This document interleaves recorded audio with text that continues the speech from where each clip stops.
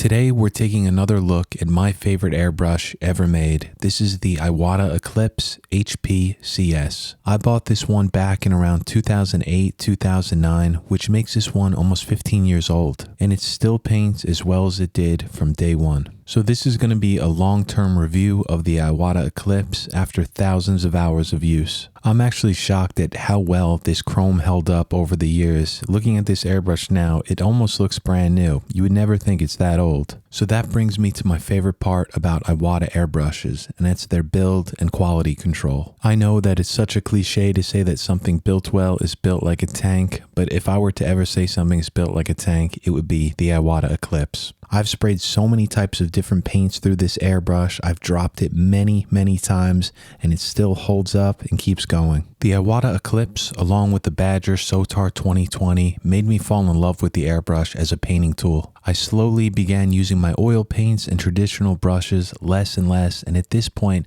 I mainly only use the airbrush for painting and then graphite for drawing. The Eclipse HP-CS is equipped with a 0.35mm needle and nozzle. This nozzle size is kind of the sweet spot in airbrush design. It allows you to spray absolute precise detail work, as well as the ability to spray out some thicker paints like opaques directly from the bottle. The Eclipse comes with a large paint cup at 7 milliliters or about 1/4 of an ounce. This is extremely useful for applications where you're using a lot of paint, maybe like backgrounds in fine art, or if you're painting models, priming a bunch at once. The rear handle is simple, something that I prefer. It has a cutout, and you could use this to quickly flush out any clogs within the nozzle if you'd like. I find the cutouts are added mainly for aesthetic reasons. They look really cool, but when you're painting, they're not used much, at least not for me. There's also no sort of needle limiter on the back of this airbrush. Again, subjectively, I prefer this, but if you like it, just understand that this airbrush does not include it. The Eclipse has Iwata's standard round trigger. It's very simple, and it's very comfortable to use. There's some subtle knurling on the top of the trigger, and that just helps give you some more grip.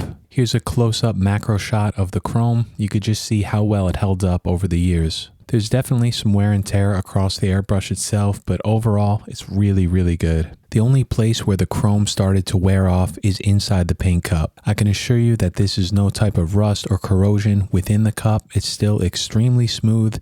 It's just the chrome wearing away, and you can see some of that brass underneath. This happens on every airbrush over the years. It's not from leaving paint in it or leaving water in it. What it is just constant friction of cleaning it out. And I clean my airbrushes a lot. After every single painting session, I want to make sure all that paint's out and it's ready to go for the next time I sit down to paint. So let's do a quick breakdown so you can see the internal parts. After removing the rear handle, you're able to unscrew this needle chuck, pull out the needle, and then remove this nut. From here, you're able to adjust this spring guide. If you unscrew it all the way, you're able to take out this entire housing. And like most Iwata airbrushes, this consists of 3 parts: the spring guide, the spring itself, and the needle chucking guide. I love that the trigger lever is connected to this needle chucking guide. Just makes it so much easier to break down and put back together. I've never replaced any of these parts. These are still the originals, so it's very simple and reliable. On the bottom of the trigger, you'll notice that there's a small notch or groove. This always goes toward the back of the airbrush. This way, when you pull back all the way for air, it's going to sit flush with the body of the airbrush. The Eclipse comes with this small wrench to remove the nozzle, and it's a miracle that I still have this and haven't lost it yet. The nice thing about this design is that you don't need any soft jaw pliers. This will always remove it without scratching the chrome. And then once this head cap is removed, you're able to take out the nozzle itself. I always recommend doing this over something soft because, as you can see here, it's really easy to drop it. Again, this is a 0.35mm nozzle, and what's nice about it is it's floating, so you don't need one of those small wrenches to remove it. I always like to keep extra needles and nozzles around, so if something happens with that nozzle or I damage it, it couldn't be easier to change. It only takes a few seconds. This head cap has 3 holes in it to evenly direct the air over the nozzle. And on the front of this, you have the nozzle cap. You always need that on in order to spray paint. And the front of it is threaded, which holds the needle cap. Leaving the needle cap on is optional. If you're new to airbrushing, I recommend leaving it on because it'll protect the needle tip. There's a small gasket on the front of the airbrush. This is one of the few parts that I actually needed to replace. It just wore out over the years, so a new one on there just helps prevent any air leaks. Another part that I replaced is the needle packing screw, which is inside the body of the airbrush right here. That part was working just fine, but a few years ago, after a decade of painting, I figured it was worth replacing. Underneath this third-party quick adapter that I have on here, you're able to remove the air valve, the spring, and the air piston. In my experience, there's no need to ever do this. I still have the originals on here, and it works just as well as day one. Now, I love this floating nozzle design, but one thing about it that always bothered me is the point where this nozzle meets the brass housing. The needle slides perfectly through this nozzle, but around the edge here, you can see that I'm pressing against a small lip, which means that it's not perfectly smooth within this nozzle. There's a pretty sharp angle around the outside of it. Now, 99% of the time, this has zero effect on the airbrush. It sprays great and you have no issues. But if you accidentally get a small piece of dried paint in your airbrush, it's pretty easy for it to get stuck along that edge. Again, this rarely affects the airbrush, but when it does happen, it's really annoying and a pain to clean out. I much prefer Badger's floating head design, which you'll find on the Patriot 105. The Badger design is perfectly smooth inside and much better in my opinion. So while I love the floating nozzle on the Eclipse, it would be really nice to see them design a smoother transition within it. Every airbrush is going to have its negative points, and for me, this is the biggest one about the Eclipse. So let's move along to some of the spray tests. The trigger response rate on the Eclipse is excellent. All I have to do is slightly nudge back the trigger,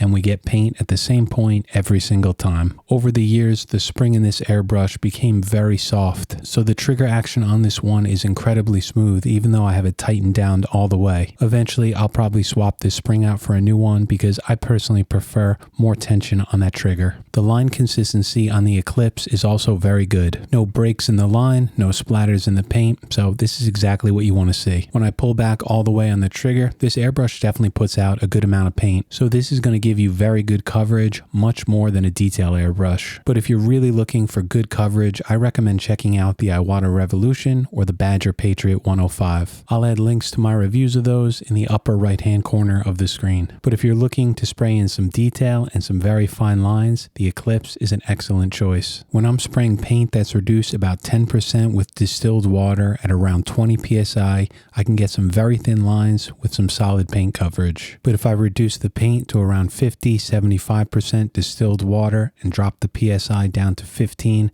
I can get some incredibly fine detail. The coverage isn't going to be so great just because the paint is so thin at this point, but with the Eclipse, I'm able to paint in line widths just as small as the Micron. So I switched over to my Micron Takumi, which has a 0.18mm needle and nozzle, and sprayed in a few lines. And you could see here side by side just how similar you can get these two airbrushes to spray. If you over reduce the paint and then drop the psi, you can get the Eclipse, basically any airbrush, to spray very similar to the Iwata Custom Micron. Checking the airspeed, I get a measurement right at around 6 meters per second, and this is spraying at 20 psi at 3.5 inches away. So with this higher airspeed and a medium-sized nozzle at 0.35, this airbrush is going to be a lot more forgiving when you're spraying out thicker paints right from the bottle. I know that when I'm working on a painting, a lot of times this is very useful. If I need to glaze over a thin amount of paint, what's great about this is that I could just put a few drops in right from the bottle. I don't need to reduce it like I do with a Micron and spray it right out. And that's what I did right here on this painting. Next week, I'm going to have a painting tutorial up about painting like Rembrandt, but only using an airbrush. And I've done a few of these already on the channel, but the goal of them is to see how close we can get an acrylic airbrush painting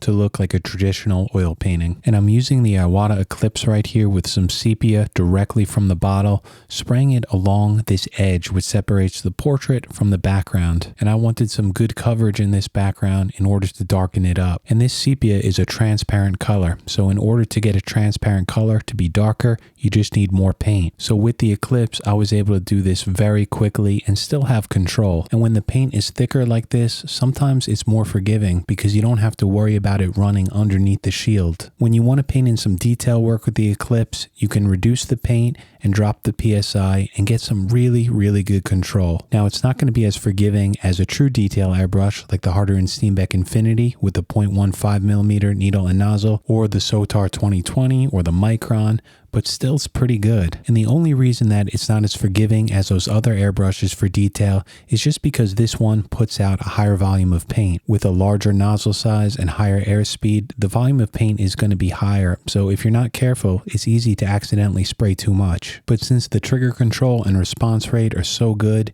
detail work is very easy to paint. And right here toward the end of the painting, I was just working around and cleaning up some areas, and the Eclipse was just the perfect tool for this because it allowed me to use some thinner paints with a lower PSI for some of the detail work like I'm doing right here, and then also some thicker paint for some of the larger areas. So it's no surprise that the Iwata Eclipse comes with my full recommendation. If I had to choose only one airbrush to use for the rest of my life, this would be it. Not only can the Eclipse do everything, but it does it all so well. While the Iwata Eclipse may not be the perfect airbrush, it's pretty close. So thank you so much for watching.